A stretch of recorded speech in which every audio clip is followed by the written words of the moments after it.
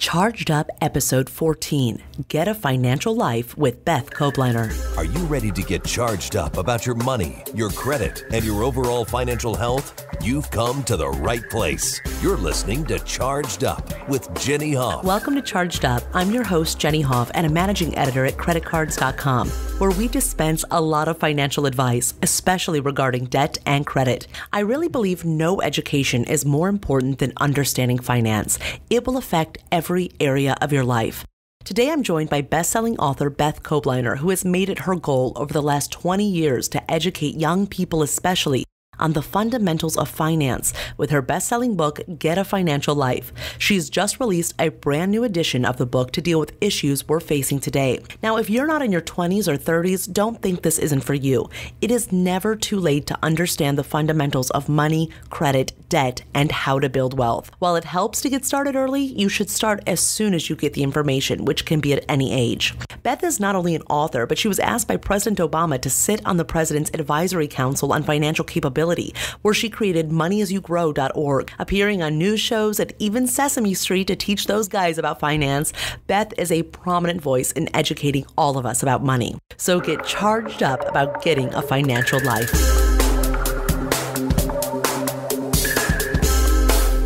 Beth, thanks so much for joining us today. Oh, it's great to be here, Jenny. So first, tell me a little bit about how you got started in wanting to educate young people on money. The original version of Get a Financial Life came out in 1996, I believe, and has sold hundreds of thousands of copies. In this latest edition, you tackle the challenges that millennials and even older people today are facing. Why is it so important to understand these fundamentals early on in our lives? Right. Well, I've been a financial journalist for 30 years, and I started writing about this when I was in my 20s, which is what brought me to write Get a Financial Life back in 1996. And since then, I have continued to write on this subject for a range of age groups, but I've always come back to talking about young people. And recently, I served on President Obama's Advisory Council on Financial Capability for Young Americans, where we focused on what people need to teach their kids, whether they're young, 3 to 5 year olds, all the way up to 20, 25, 30 year olds. I think it's so important because it's a topic that we don't learn in school, and often parents are not clear on what to teach their kids, or they're afraid to. And so you find yourself in college often baffled by all the different financial choices you have to make. And I think it's really critical that people, get financial lives. And what's been fun for me and interesting for me is seeing, the original book 20 years ago, I wrote for myself and my friends. And it was the first sort of book to talk about people in their 20s and money. And now I'm talking to my children's age. And I have people come over to me who look like they're, in their early 60s and say, oh, I read your book 20 years ago. I'm like, wow, am I 110 years old? But it's really been gratifying when someone comes over and says, yeah, I put the most I could in my 401k, like you said, and I didn't think I could, but now I have hundreds of thousands of dollars. So that's always a nice thing to hear. Yeah, absolutely. Does it seem to you weird that in school there isn't more focus on really making kids financially literate, since it affects every aspect of our lives later on? It's really strange. And it's something we dealt with a lot with the President's Council. And I learned that it's really a state-by-state decision. It's really left to the state. So only a handful of states actually have a requirement that they teach personal finance. But even many of those states, when they take polls of the teachers teaching it, they say they're not comfortable with the subject matter. I think it's kind of a mess. And I think it really should be something, in my opinion, where there's some really good curriculum that makes sense to teach children at all ages about this.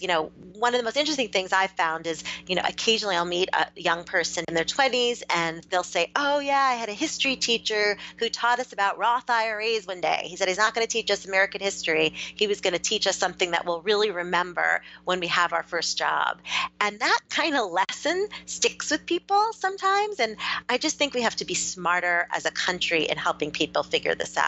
Oh, absolutely. I wish that I would have had your book. I mean, it was out, but I wish I would have had your book when I was coming into that, because when you're in your 20s, early 20s, and you get your first job, you just don't take seriously sometimes the 401k options at your work or a Roth IRA. It feels like you're putting money away for 40 years down the road, and that just doesn't seem really tangible, but it's so important. You miss out on potentially millions of dollars you can have in retirement. Yeah, it is pretty incredible. And that, of course, is the magic of tax-free compounding. When money is able to grow tax-free for many, many, many years, it grows exponentially quickly. And the earlier you start, the better. And when people see numbers and they really get it, it's kind of mind-boggling how impactful it can be. What's interesting about today's generation of people in their 20s, the millennial generation, is they're actually somewhat better at saving in 401ks than the previous Gen Xer generation, which I was part of. That they start in 401ks on average, at least according to one survey, at 22 years old, versus Gen Xers started at age 27 in 401ks, and baby boomers started at age 35. So I think it's a group that they're somewhat more aware of how important it is to save, but they have a long way to go to learn more about money. Absolutely. And I want to get to some of the big tips in your book, because I really recommend this book for anybody who feels a little bit shaky about finances, who doesn't totally grasp it. You don't have to be in your 20s. You don't have to be in your 30s. Honestly, if it's not something that you've ever really studied, I like how you really break it down. You break down the fundamentals. You take us from banking to investing to dealing with debt to buying a home to understanding taxes to what your perks are if you're in the military and what you need to know. And so I want to go topic by topic on some of these, some of the big ones, and hit your top tips for those. And so I want to start with debt, and especially credit card debt, since at CreditCards.com we get a lot of questions on people's credit card debt. What approaches do you share in the book? What do we need to know right now so we can start handling that debt? Right. Well, the good news again is millennials have somewhat less debt than baby boomers had or Gen Xers had at their age. But still, carrying any kind of high rate credit card debt, average interest rate's about 15% right now, it's better to pay that off as quickly as possible. I think just the concept of paying off high rate debts, if you pay off a loan that's charging you 15%, it's the equivalent of earning 15% guaranteed after taxes on your money. You know, a lot of young people especially feel like, oh, it's really important to have savings. And while that does make sense in theory, when you look at the numbers, if you put $1,000 on a credit card that charges you 15%, at the end of the year, you'd pay out $150 in interest, right? But if you put that $1,000 in a savings account, you probably won't even get 1%. Say you got 1%, then you'd only, take in $10. So you're losing $140 by carrying that high rate credit card debt. So credit cards can be great. You want to build up your credit, but you want to pay it off in full each month. Absolutely. Yeah. And I think that's always interesting because people wonder, should I be paying off this debt in full or should I be saving my money or putting it in a 401k? But as you said, the rate of return, if you have a 15%, right now we're seeing cards, the rewards cards especially jump up to 25% interest rates. If you have an interest rate like that, you need to be nipping it in the butt immediately, right? The only exception would be if you have a 401k with matching, say your company says for every dollar you put in up to a certain limit, they'll put in $1, then that would be an immediate 100% return on your money. So if you're looking at the numbers, you would start with that, put the most you can that your company will match.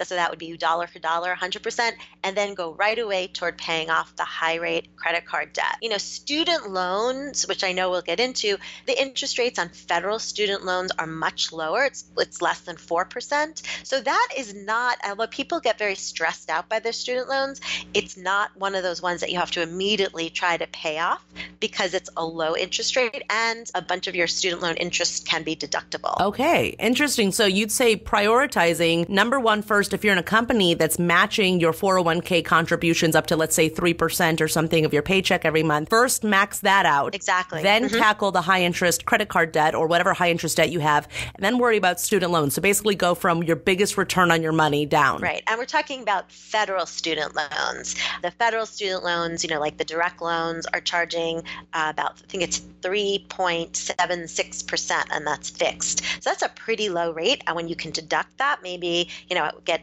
gets it closer to maybe 1.5%. So really, that's a very, very attractive rate. Graduates are very, very anxious about student loans. It's a very big generational shift in terms of the amount of debt that young people are carrying. The average debt load for graduating seniors who borrowed has tripled since 1993 when I was writing my first book. It was $12,400. Now the average debt for graduating seniors who borrowed is $37,000, which is a lot. Now the median is only about $14,000, so that's a lot more manageable. But the problem is, and I've seen this as I've gone around the country for my other book that I wrote, Make Your Kid a Money Genius, what I found is I keep meeting parents who say their kids every now and then who have gone to a private school or a for-profit school, and they have literally $50,000, $60,000, $70,000 in student loan debt, and they're really not in a good situation to get a high-paying job. And it really, really is a tough situation for young people, because not only are they sort of figuring out how to pay this debt, but it also changes the equation when they look at, well, when do I want to buy a home? And now that age has gone up to 33 for a first-time home buyer. Or when do I, want to even get married or start having kids? And I think there are a lot of things that people are putting off because they feel very burdened by student debt. So what do you suggest to people? I've talked to students before who have really high student debt rates. Outside of their federal loans, they had to get other loans that came with pretty high rates.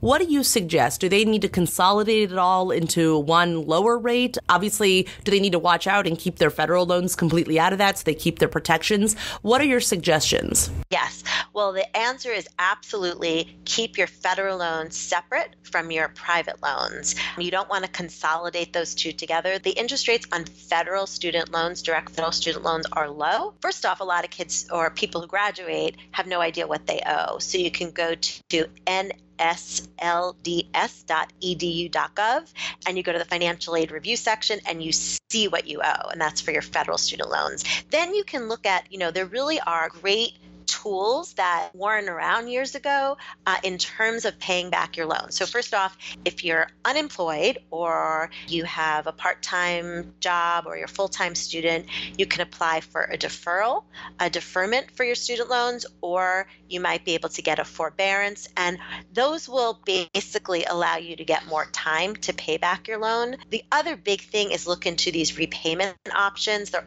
all different kinds. One that's called Pay As You Earn. It has the lowest monthly payment, but it's the hardest one to qualify for. But the good news is, relatively good news, after 20 years, your debt is forgiven entirely. Then there's the revised Pay As You Earn loan or the income-based repayment plan. There are a number of these, and you just go on studentaid.gov and you can go to the repayment estimator and just plug in what you have, and it'll tell you which option is good for you. That didn't exist a few years ago, and I have to say that makes it hugely helpful for you to understand which repayment option is good for federal loans. Private loans are trickier because they can be as high as 18%, even higher, and it gets really tough. So on the front end, I recommend people do everything they can to not go into private loan debt for college. That's just something that if you're hearing this before you go to college, that's a really important thing.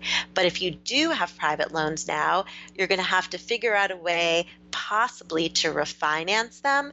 There's something called privatestudentloans.guru, and it's a site that offers some of the companies. There's one called Sophie. There are a few others that allow you potentially in certain situations to refinance that high rate private loan debt, but you have to have very good credit to qualify for it. It's very important to pay attention to this, and most important in both federal and private, do not miss payments, because missing a payment will have an impact on your credit report, your credit history, and of course your credit score.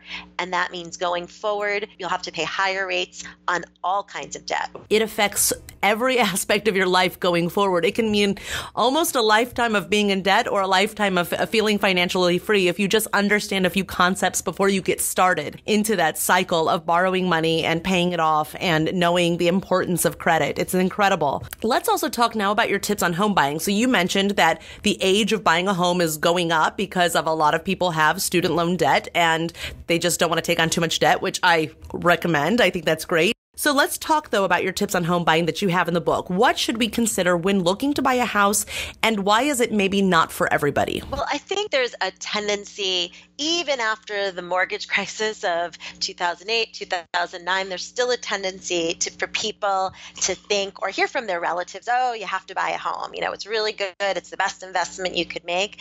And the fact is, it may be better for you to rent for a while than buy a home, because particularly if you're single and you don't think you'll stay in the same place for the next several years, then you should absolutely rent, because there are a lot of fees involved, upfront fees when you buy a home, closing costs, and there could also be broker's fees. And so the point is, renting is not a dirty word, and renting can make a lot more sense for a younger person.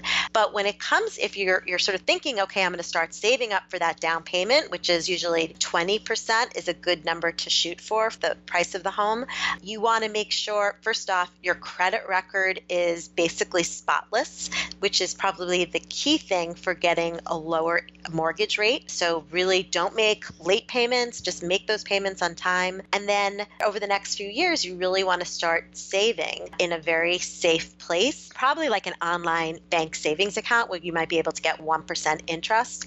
And the goal is just to keep stashing as much money as you can into those accounts, because that's what you'll use to make that down payment. In previous versions of my book, there was a time when people were making zero money down, and that really led to the whole mortgage crisis. And now I think it's pretty clear you'll need 10, ideally 20% of the price of the home in order to buy a home.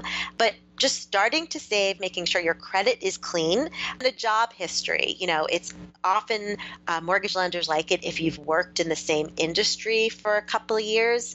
It seems like you're more stable, although, we're in a gig economy right now and people hop from job to job much more frequently.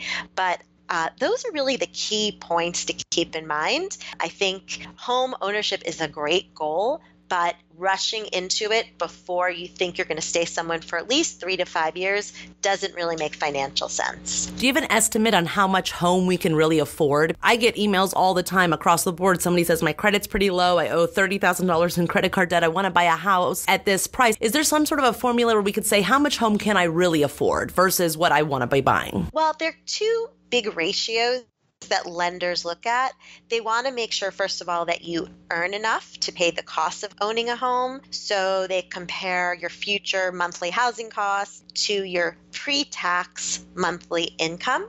And they say that shouldn't be more than 28%. So you can sort of do the math. If your salary is $60,000 a year and your gross monthly income is $5,000, you don't want a monthly payment be more than $1,400. So that gives you a rough sense. Also, they look at your debt to income ratio. So the first one is looking at your salary, but the second one is looking at your debt, and they want to make sure you aren't burdened with lots of debt. So they look at your current monthly debt commitments, like your auto loans, student loans, credit card payments, plus your future housing costs. And the percentage they come up with is called the debt to income ratio, and they like to see that at about 36%, lower than 36%. So if that ratio is higher, you're probably not likely to get a mortgage. And I think those are two, that's sort of spelled out in my book, but I think those are two important ratios that if you're not comfortably making them, then you can't buy a house as expensive as what you hope you can. Okay, fantastic. So keep those things in mind, because it's not fun going into major debt for a house that you realize you can't afford later. Let's talk now about retirement plans. We touched on this a little bit before, the importance of a 401k, and there's also the Roth IRA. There's a lot of different options, especially when you're just starting out on a salary and you haven't hit any thresholds in maximum salary that you can have to contribute to certain funds. Can you talk a little bit about the 401k, Roth IRA, what options options young people have, what options we all have, and why we need to get into that game. Right. Well, I'll start with the last question first. In my book, I have one of my favorite examples. If you set aside $1,000 a year from age 25 to age 65 in a retirement plan like an IRA or 401k, you'd be putting aside $40,000 total. And by the time you're ready to retire, you'd have over $200,000. But if you don't start until you're 35, so you just wait 10 years, you'd have only about $100,000 when you retire. So you're really doubling the amount by starting 10 years earlier. And those kind of numbers really make it clear to people that that money that's growing in your 20s, the money you're putting in there, and it's continuing to compound tax-free, that's been called the eighth wonder of the world. That's something that, it's mathematically a very exciting thing how quickly that money grows. And it's really important not to miss out on that opportunity. I think the key with 401ks, one of the best things about them are the matching. Because again, if you have a matching plan, if you put in $1, your company puts in $1 up to say 3%, that's an immediate 100% guaranteed after-tax return on your money. And you can't beat that anywhere. So that's definitely worth looking at. But IRAs are still wonderful, particularly Roth IRAs. Although you put your money in after tax, they grow tax-free for life. And that's really attractive for people. And they're also, if you need it, this isn't the best thing to do, but if down the road, 10 years from now, you need to get at some of the principal, the money you initially put in, you can, after, I think it's 5 years, take out some of the initial contribution money you put in and then pay it back. But I think that it's really important to start in these. And I think the biggest problem is their names. Calling it a retirement account just turns off anyone who's not, in their 60s. I think it's just very important to, rule number one, when you have a company 401k, take advantage of it. If you don't, open a Roth IRA probably right after you pay off or start paying off that high rate credit card debt. Because the thing is, you can't make up for these lost years. That's the one advantage of, not the one advantage of youth. I think there are many advantages of youth. I can recall them fondly. But I think that when it comes to money, making the most of those years is critical. And I think a lot of young people always say, and I remember this feeling, I don't really earn that much now. I'll earn more when I'm older. But when you're older, you'll also probably have kids and a mortgage and a car and summer camp to pay for and all these other things. So really making the most of this time when you're young is critical. Absolutely. It's crazy how it compounds. And $1,000 is a good example, but most people will end up probably putting a lot more in there. If you just take out even $300 or $500 a month out of your paycheck and you put it in there, and then you've got enough to retire on. Instead of a retirement account, we'll call it a building wealth account, because that's actually what it is at the end of the day. Yeah, I used to call it a smart savings account, but I like your name better. Let's use your name. That's really good. It's true. So speaking of tax savings vehicles, let's talk about taxes, another topic that you cover in the book. What do most young people need to know about taxes when they're just starting out, or something we all need to know, even if we've been filing taxes for years? Right. Well, I'm a real believer in doing it yourself, and now it's so much easier to do it yourself. I remember back in the day filling out a paper return and rushing to the post office to get it there on time, and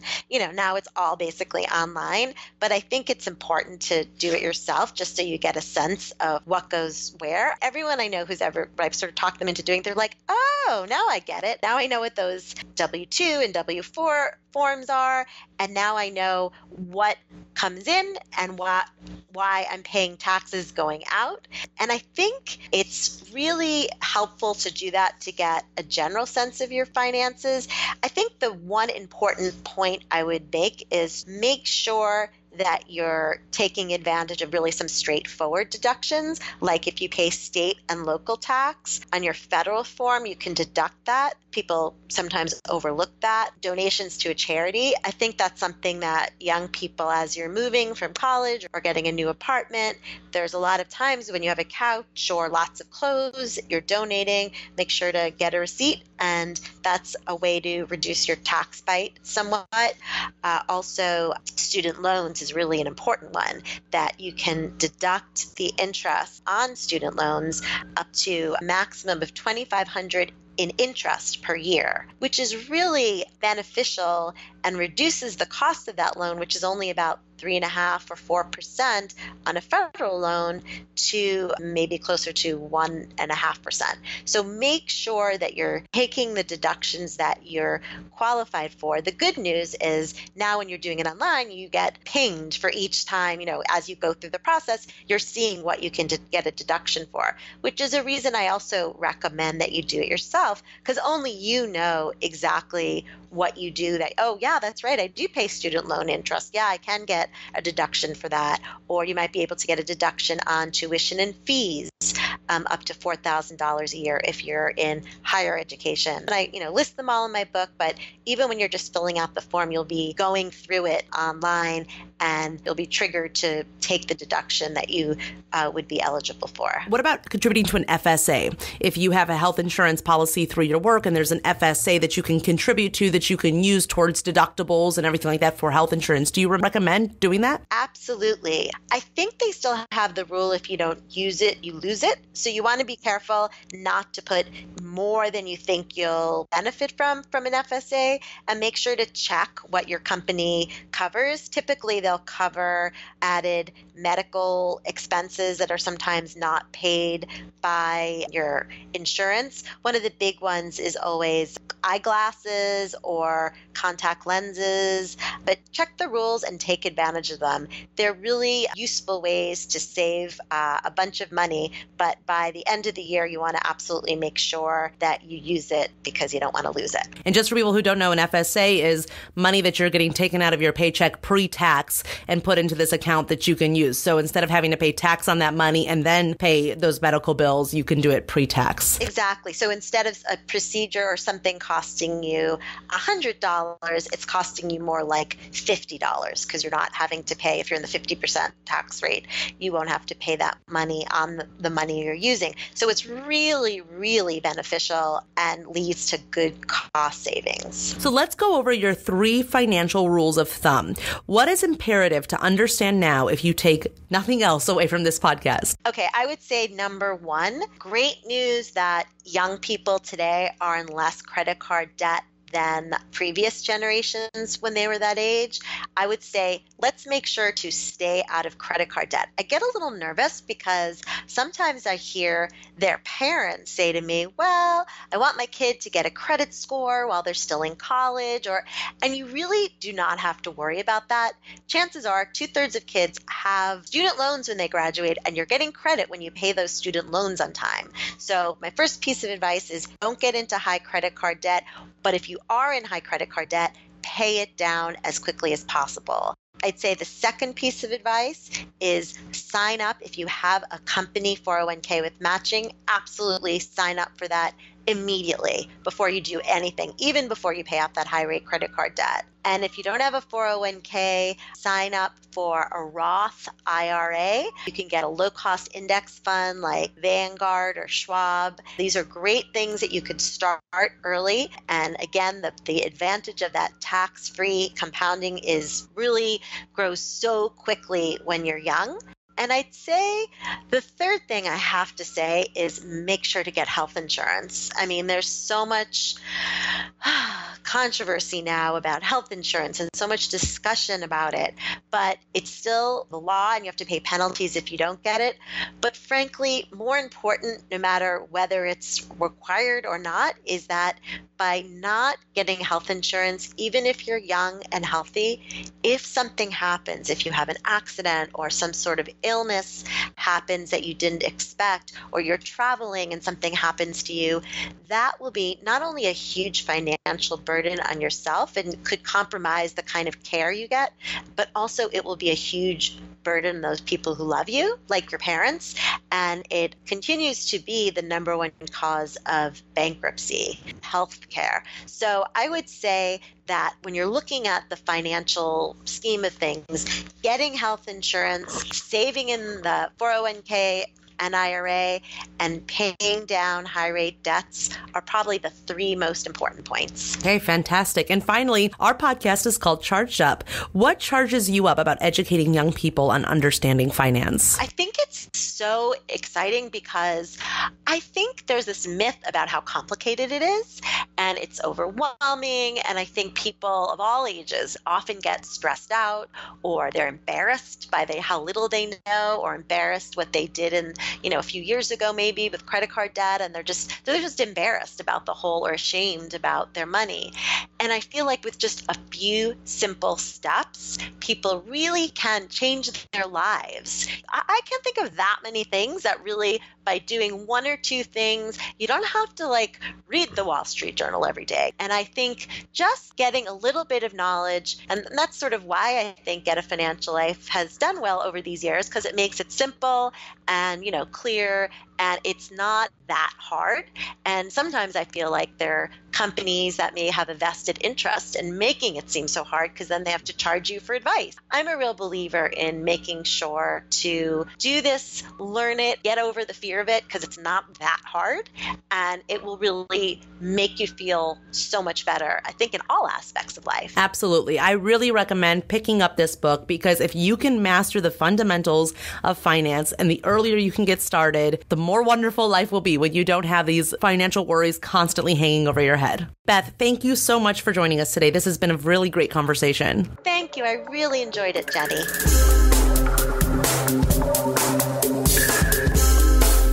And thank you for joining us. If you enjoyed this episode, please rate and review us on iTunes. And if you have feedback or questions that you want me to answer on air, send me an email at chargedup@CreditCards.com. You can also find the full transcript of this episode, as well as all of our previous episodes, at CreditCards.com. Until next time, get charged up about your financial future.